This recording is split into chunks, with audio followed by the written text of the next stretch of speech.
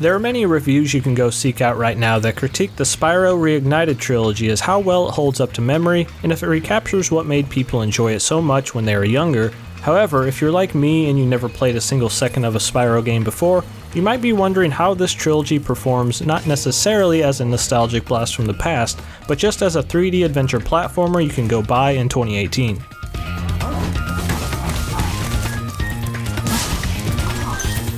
I didn't play Spyro when it first came out because I was preoccupied with similar style games like Banjo-Kazooie, Super Mario Sunshine, Star Fox Adventures, and many other more Nintendo-focused takes on the 3D adventure platformer genre.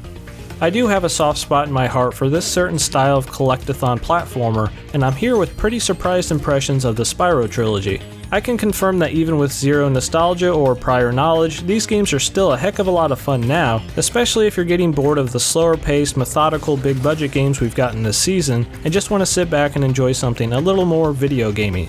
This was the position I was exactly in myself, and I'm greatly enjoying this simplistic yet enjoyable core gameplay presented here in Spyro.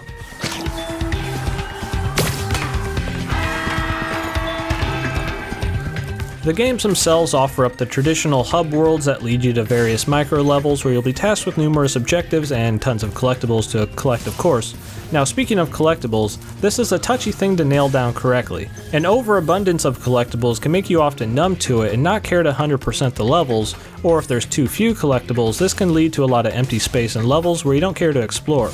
One thing that the Spyro trilogy does very right is how it balances out these shiny things to distract you, and it feels natural to 100% a level, and often doesn't feel like a chore or a task.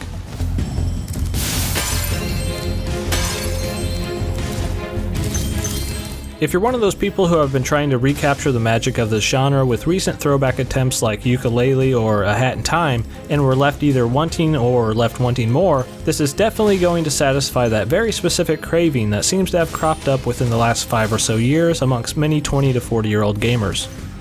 The level design itself in these Spyro games may not be quite as elaborate or dynamic as those previously mentioned titles, but the core moment-to-moment gameplay here when controlling Spyro is so enjoyable that it makes up for the somewhat aged level design.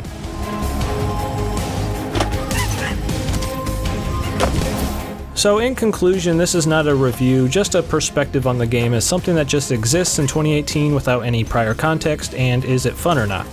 I was seeking out this knowledge myself prior to release because I was very curious about this series, but couldn't really find a critique out there where the person didn't have some hints of nostalgia, which you can't really criticize somebody for having played the game in their past, but I wanted that 2018 take on the Spyro trilogy for a newcomer, and what I could do here is make it here for others instead. Yes, for the price and 3 whole games, if you want to enjoy a classic good old-fashioned video game and prefer games with a focus on core gameplay, this should definitely impress you like it did me. I'm not exactly sure how this series has eluded me up till now, but I'm glad it did because it's exactly what I was in the mood for right now this season. If you like this style of content that focuses on game mechanics and systems, consider subscribing, and hitting the join button underneath this video makes you a Boomstick Gaming member, which primarily helps to support what I do here. This has been Deadite, and thanks for watching.